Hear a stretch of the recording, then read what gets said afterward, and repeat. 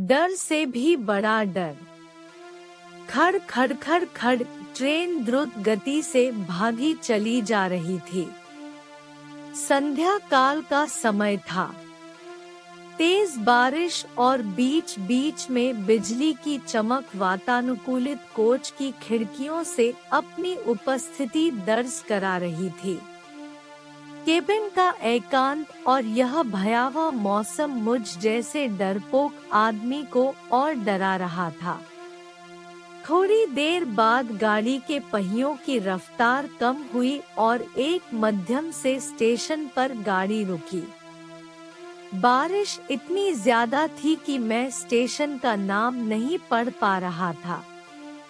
मैं अपने केबिन में अकेला था और इस उधेड़बुन में था कि कोई सहयात्री आए जिससे वार्तालाप करते करते आगे का रास्ता आसानी से काटा जा सके और एक अंदरूनी भय जो मेरे अंदर जागृत हो चुका है उससे मुझे निजात मिल सके। तभी किसी ने केबिन का दरवाजा खटखटाया और एक शांत सा दिखने वाला व्यक्ति केबिन में दाखिल हुआ। अपना सामान आदि व्यवस्थित करने के बाद वो मेरी तरफ देखकर मुस्कराया और मेरी तरफ हाथ आगे बढ़कर उसने अपना परिचय दिया। मैं मिस्टर घोष। वो बोला, मैं कोलकाता जा रहा हूँ पुनर्जन्म से संबंधित एक कार्यशाला में भाग लेने के लिए। मैंने उसे बताया कि मैं कानपुर में व्याख्याता के पद पर हूँ और पटना जा रहा हूँ। उसने कुछ खाने का सामान निकाला और मुझसे भी खाने हेतु आग्रह किया, किंतु मैं बहुत ही सशंकित व्यक्तित्व का प्राणी। ट्रेन में किसी अजनबी के द्वारा दिए गए खाने को लेना असंभव था मेरे लिए। मैंने बहुत विनम्रता से उसके आग्रह को ठुकराया। वो भी कम उस्ताद नहीं था, कसकर हंसा और बोला, संशय कर रहे हैं मेरे ऊपर? अभी तो कुछ नहीं, देखिए आगे क्या क्या होता है। उसके यह शब्द सुनकर मुझे सांप सूंघ गया, किंतु मैंने किसी तरह अपनी घबराहट को छिपाया। कोई स्टेशन आने पर वो उतरता और ट्रेन चलने के बाद किसी दूसरे कंपार्टमेंट से चढ़कर फिर आ जाता। पूछने पर बोलता कि बीच बीच में रेलवे की नौकरी भी कर लेता हूँ।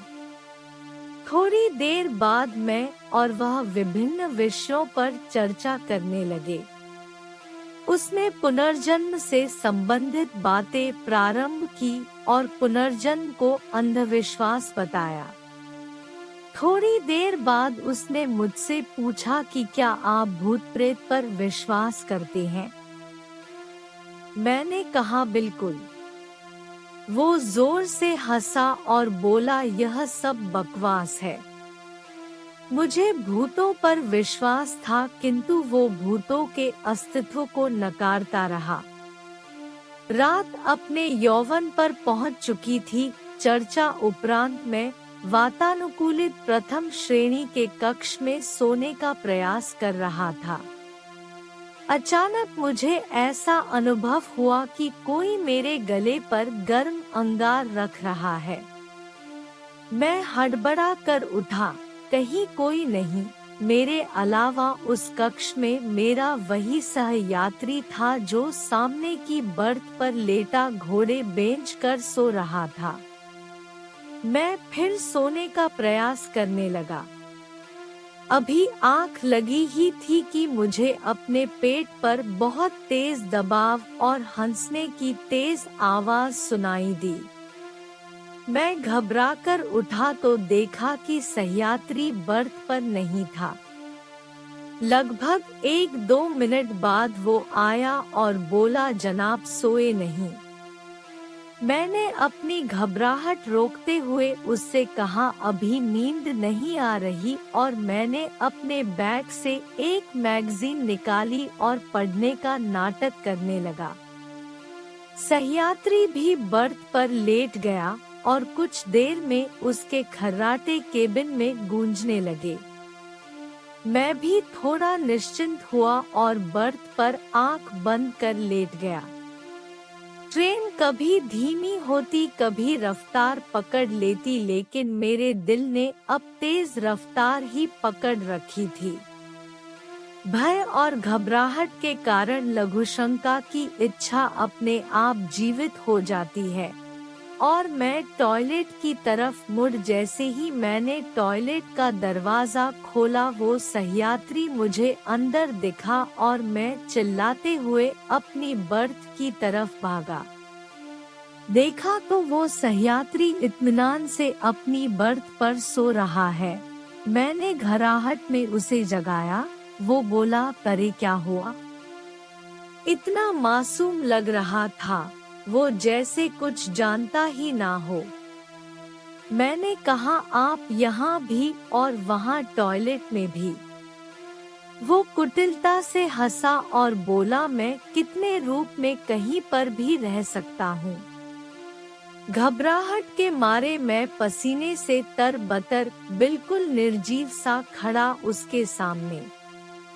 वो बोला, तुम्हें भूतों पर विश्वास था ना?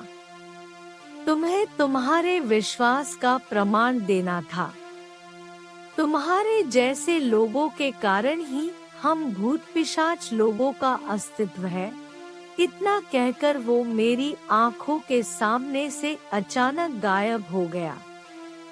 मैं डर के मारे अवाक और निर्जीव सा अपनी बर्थ पर बैठा था। तभी केबिन के अंदर टिकट निरीक्षक आया। उसका चेहरा देखकर मुझे बेहोशी छाने लगी, क्योंकि यह वही सह्यात्री था मेरा, और वो टिकट चेक कर मुस्कराता हुआ चला गया।